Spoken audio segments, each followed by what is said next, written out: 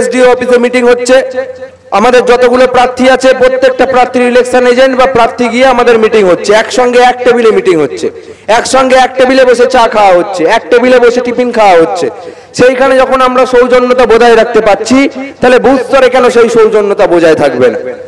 এই বনগাঁ লোকসভা কেন্দ্রে যিনি তৃণমূল কংগ্রেসের প্রার্থী হয়েছেন, ভাড়া করা প্রার্থী, বিজেপি থেকে ভাড়া করে তৃণমূল কংগ্রেস থেকে প্রার্থী করেছে, তাই সেই ফুলের দিকে হাত দেবেন না, সেই জোড়া ফুলের দিকে হাত দেবেন না। আর কোনো ফুল নয়, আর কোনো ভুল নয়, চুপচাপ খামে ছাপ, একটাই স্লোগান বাড়ি বাড়ি গিয়ে দেবেন, চুপচাপ খামে ছাপ।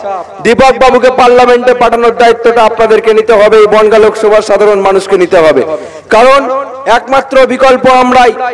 আমরা ব্যারাকপুরে প্রত্যেকটা জনসভায় আজকে নদিয়ার হাঁসখালির কথা বলেছি, আর আজকে এই নদিয়ার বুকে দাঁড়িয়েও সেই হাঁসখালির কথা বলবো, যে এই নদিয়া জেলার হাঁসখালিতে একজন আমার বোনকে তৃণমূল কংগ্রেসের প্রধানের ছেলে রেপ করে তাকে জ্যান্ত পুড়িয়ে মেরেছিল। জ্যান্ত পুড়িয়ে মারার পরে তার দেহাবশেষের যে ছাই, সেই ছাইটা পর্যন্ত তার বাবার হাতে দেয়া হয়নি। তারপরে যখন 12 দিন পরে হিন্দু ধর্ম অনুযায়ী তার শ্রাদ্ধ শান্তির কাজ চলছে, তার অন্ত্যেষ্টি ক্রিয়া চলছে, এত বড় নির্লজ্জ, এমন নিকৃষ্ট এই তৃণমূল কংগ্রেস, তাকে সেই শ্রাদ্ধের কাজে তার বাবার ওখানে, তার বাবা শ্রাদ্ধের কাজে বসেছে, তার গ্রামের পুরোহিতকে পর্যন্ত, ব্রাহ্মণকে সেইখানে আসতে দেয়নি এই নির্লজ্জ তৃণমূল কংগ্রেস।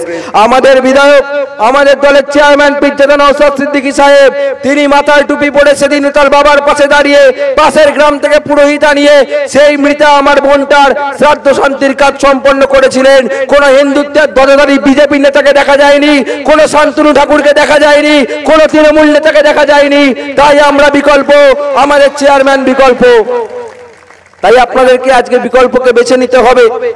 আমাদের চেয়ারম্যানকে 42 দিন জেল কাটিয়ে বিশ্বজিৎ দা বসে আছেন। বিশ্বজিৎ দার চোখের অপারেশন সেই সময় হয়েছিল, দাদার চোখের ওষুধ পর্যন্ত দিতে দেয়নি এই নির্লজ্জ পুলিশ।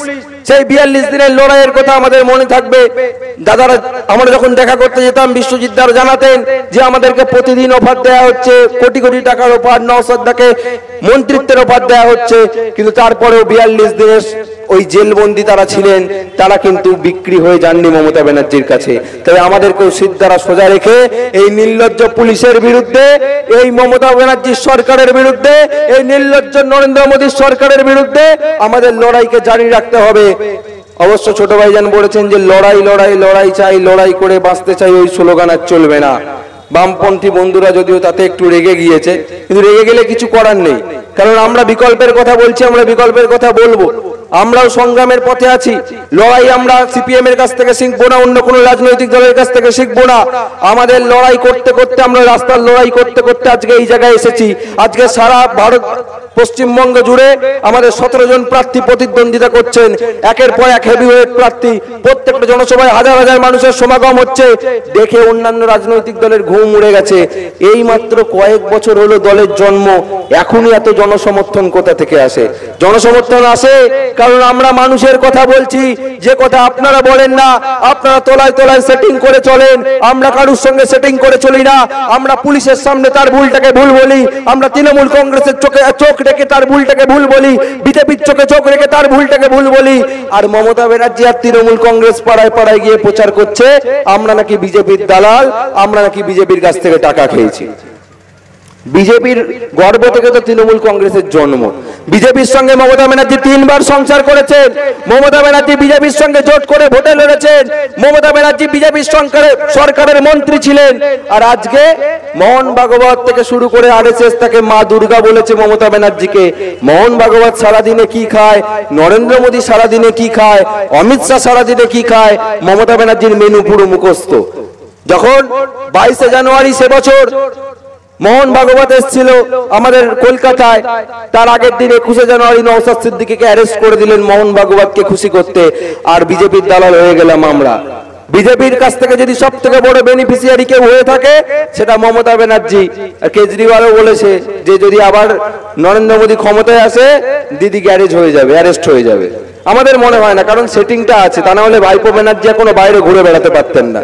যেভাবে কয়লা বালি তার নামে আছে, আজকে পার্থ চ্যাটার্জি, এখানে অনেক আশেপাশে অনেক নেতারা থাকেন 2 পয়সা 4 পয়সার তৃণমূলের নেতারা আজ শাসনে যারা আমাদের কর্মী সমর্থকদের উপরে চড়াও হয়েছিলেন বা এখানেও যারা আমাদের কর্মী সমর্থকদেরকে হুমকি দিচ্ছেন ধমকি দিচ্ছেন, আরে আপনার নেতা এই হাবড়ার বিধায়ক বন দপ্তরের মন্ত্রী ছিলেন, খাদ্য দপ্তরের মন্ত্রী ছিলেন জ্যোতিপ্রিয় মল্লিক, তিনি যখন খাদ্য দপ্তরের মন্ত্রী ছিলেন সাধারণ মানুষের রেশনের চাল, বাচ্চাদের মিড ডে মিলের চালের বস্তা তার বন দপ্তরের জঙ্গলের মধ্যে ঢুকিয়ে দিয়েছিলেন।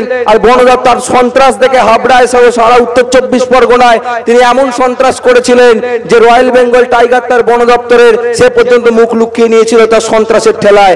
আজকে তিনি জেলের ভাত খাচ্ছেন, কয়েক মাস হয়ে গেল। মমতা ব্যানার্জি তার সুগার আর হাই হয়েছে কিনা খোঁজ নেয় না। পাঁচিল টপকানো এমএলএ নামটা মাথায় আসছে না, তারও খোঁজ নেয় না মমতা ব্যানার্জি। পার্থ চ্যাটার্জি তার খোঁজ মমতা ব্যানার্জি নেয় না। বীরভূমের ডন, বীরভূমের বাঘ অনুব্রত মণ্ডল ভোট আসলে রাস্তায় উন্নয়নকে দাঁড় করিয়ে দিতেন, ভোট আসলে চরম চরম ঢাক বাজাতেন, গুড় বাতাসা খাওয়াতেন। আজকে মেয়ে সহ তিহার জেলে শুয়ে আছেন আর লোকে বলছে দেখ খুলে তোর দুনয়ন, তিহার জেলে কম্বল মুড়ে শুয়ে আছে উন্নয়ন। এই হয়েছে আজকে উন্নয়নের অবস্থা।